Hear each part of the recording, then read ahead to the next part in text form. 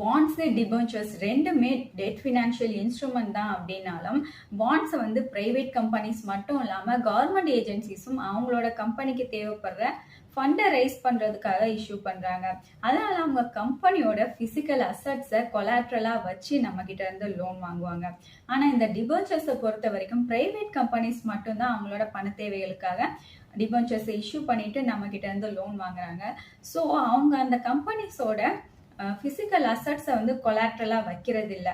அதனால நம்ம முழுக்க அந்த கம்பெனிஸ் மேல இருக்க நம்பிக்கையில மட்டும்தான் டிபென்ச்சர்ஸை பர்ச்சேஸ் பண்ற மாதிரி இருக்கும். இந்த பாண்ட்ஸ் வந்து அவங்க பிசிக்கல் அசட்ஸை கொலாட்ரலா வைக்கிறதால ரிஸ்க்கும் கம்மியானது. அதனால பாண்ட்ஸ் வந்து டிபென்ச்சர்ஸோட கம்பேர் பண்றப்ப கம்மியான இன்ட்ரெஸ்ட் ரேட்டு தான் கொடுப்பாங்க. ஆனா கரெக்டா மந்த்லியோ இல்ல ஹாஃப் இயர்லியோ இயர்லியோ வந்துட்டு ரெகுலரா நமக்கு இன்ட்ரெஸ்ட் வந்துட்டே இருக்கும். ஆனா டிபென்ச்சர்ஸ் பொறுத்த வரைக்கும் கொலாட்ரல் எதுவுமே இல்லை அப்படிங்கறதால ரிஸ்க் வந்து ஜாஸ்தியானது. அதனால இவங்களோட இன்ட்ரெஸ்ட் ரேட்டும் வந்து கொஞ்சம் ஜாஸ்தியா தான் இருக்கும். ஆனா இன்ட்ரெஸ்ட் இவங்க பீரியாடிக்கலாவும் தருவாங்க. அப்படி இல்லைன்னா கம்பெனியோட பெர்ஃபார்மன்ஸை பொறுத்து தான் நமக்கு இன்ட்ரெஸ்ட் வந்துட்டு கிரெடிட் ஆகும்.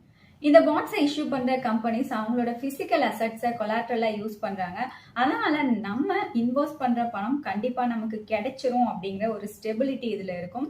அதே சமயத்துல டிபென்ச்சர்ஸ்ல அப்படி கொலாட்ரல் எதுவுமே இல்லை அப்படிங்கறதால நம்ம இன்வெஸ்ட் பண்ற பணம் வந்து நமக்கு கிடைக்கிறதுல அவ்வளோ ஸ்டெபிலிட்டி இருக்காது. முழுக்க அந்த பிரைவேட் கம்பெனிஸ் மேல இருக்கிற நம்பிக்கையில மட்டும்தான் நம்ம டிபென்ச்சர்ஸை பர்ச்சேஸ் பண்ண முடியும். லாங் டேர்ம் இன்வெஸ்ட்மெண்ட்காக பாக்குறீங்க, அதே சமயத்துல ஒரு ஸ்டேபிளான ரிட்டர்ன்ஸும் வந்துட்டே இருக்கணும் அப்படின்னு நினைச்சா நீங்க பாண்ட்ஸ்ல இன்வெஸ்ட் பண்ணலாம். பாண்ட்ஸோட டென்யூர் பீரியட் டிபென்ச்சர்ஸை விட ஜாஸ்தியா தான் இருக்கும். அதே சமயத்துல இந்த டிபென்ச்சர்ஸ் அப்படிங்கிறது short term and medium term இன்வெஸ்ட்மெண்ட்காக நீங்க பார்த்தா இதுல இன்வெஸ்ட் பண்ணலாம். ஆனா இதுல வந்து ஒரு ஸ்டேபிளான ரிட்டர்ன் உங்களுக்கு கிடைக்காது. அந்த கம்பெனிஸோட பெர்ஃபார்மன்ஸை பேஸ் பண்ணி தான் உங்களுக்கு இதுல இன்ட்ரெஸ்ட் கிடைக்கும்.